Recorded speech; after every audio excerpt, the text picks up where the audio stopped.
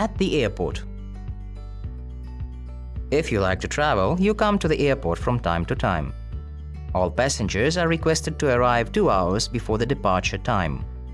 At first, you should look at the departures board to make sure that your flight is not delayed. Then register your ticket at the check-in desk and weigh your luggage, putting it on the conveyor belt. Here you are given a boarding pass.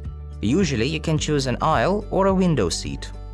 The next is the passport control post, where you should have your identity checked.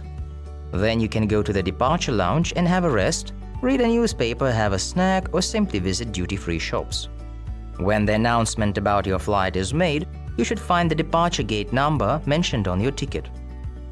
You should nap during the flight, otherwise you will feel jet-lagged. On arrival, don't forget to go to the baggage claim to collect your bags. I do like to fly. Did you notice that the auxiliary verb is used to give emphasis? It is an inversion.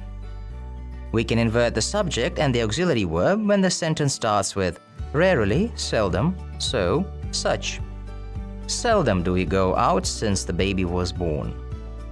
Inversion takes place with so, neither, nor, to express agreement. I like pizza. So do I. With should, were, had when they come at the beginning of an if clause instead of if.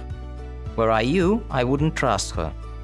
When the expressions only after, only by, only if, only when, not until, come at the beginning of a sentence, the inversion is in the main clause.